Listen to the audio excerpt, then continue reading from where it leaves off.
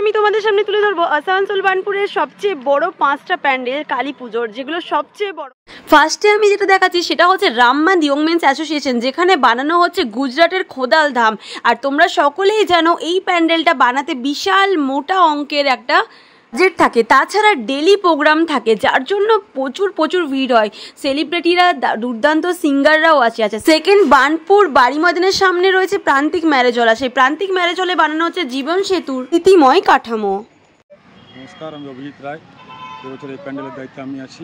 আমার এবছর ভাবনা হচ্ছে কুরুক্ষেত্রে যুদ্ধ হয়ে যাওয়ার পরে সেখানে কী রকম অবস্থা হয়েছিল, যাতে করে কারো লাভ হয়নি, তাতে করে কারো ভালো হয়নি, সেটা আমরা দেখার চেষ্টা করছি এখানে এবছর।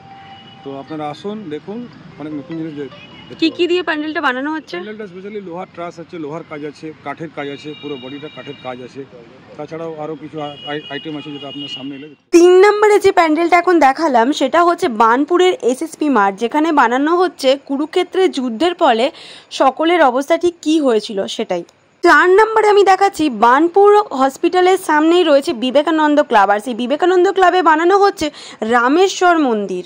4 নম্বরে দেখাচ্ছি মিলন চক্র ক্লাব বার্নপুর বাস স্ট্যান্ডের সামনেই, সেখানে বানানো হচ্ছে জাস্ট এই ফটোটা যেটা দেখালাম আপনাদেরকে, এই ফটোটাই মানে এটাই হচ্ছে বেসিক্যালি থিমটা।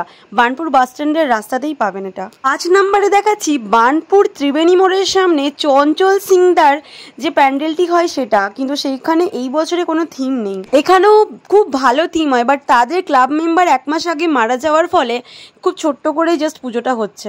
সবার লাস্টে 6 নম্বরে দেখাচ্ছি বার্নপুর টাউন পুজো, যেটা আমরা সকলেই জানি বার্নপুরের প্রাণকেন্দ্র হচ্ছে বাড়ি ময়দান। আর সেই বাড়ি ময়দানের মাকে দেখলেই যেন মনে একটা আলাদাই ভক্তি আসে। আর এই মায়ের প্রত্যেক দিনই নিত্য পুজো হয়।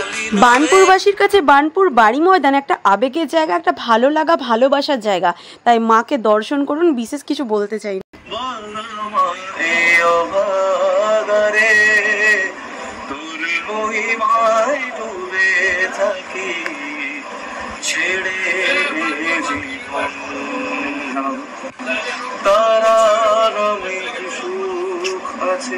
জয় তারা, মাতর চরণ ধরে থাকতে দিশরে জনম ধরে। বার্নপুর হসপিটালের একদমই ছোট গেটটার সামনেই হচ্ছে বার্নপুর বিবেকানন্দ এই ক্লাব। রাস্তার ওপরে যে রাস্তাটা আমি আপনাদের সাথে এখন শেয়ার করছি, এটা হচ্ছে হসপিটালের ছোট গেটটা, তার সামনেই পাচ্ছেন। এবং ভারতী ভবন বা রাষ্ট্রহীন ক্লাব যেদিকেই যাবেন না কেন, এই রাস্তার ওপরেই রয়েছে এই বিবেকানন্দ ক্লাবটি। এখানে বানানো হচ্ছে রামেশ্বর মন্দির। এটাও কিন্তু এটা হচ্ছে বার্নপুর প্রান্তিক, আর প্রান্তিকের অ্যাড্রেসটা হচ্ছে বার্নপুর বাড়ি ময়দান এবং স্টেশন রোডের একদমই সামনে, অন্বেষার সামনে রাস্তার ওপরেই আপনারা পেয়ে যাবেন। জুম করে আমি দেখালাম, ওটা হচ্ছে বার্নপুর বাড়ি ময়দান, আর এদিকটা স্টেশন রোড বা আপার রোড মোড় যেটাই বলবেন না কেন। জীবন সেতুর স্মৃতিময় কাঠামোই বানানো হচ্ছে বার্নপুর প্রান্তিক ম্যারেজ হলে। আর এটা এখন দেখাচ্ছি এসএসপি মাঠ, সেটাও অবস্থিত হচ্ছে বার্নপুর বাস স্ট্যান্ডের একদমই সামনে।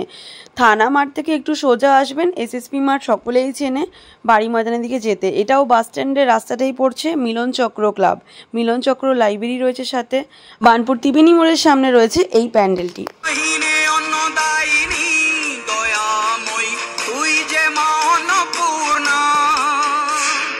সন্তান স্নেহে তুই মা যেন কল্যাণী সম্পূর্ণা, রক্ত জবা দিয়ে তোরে বুঝি মগমনের।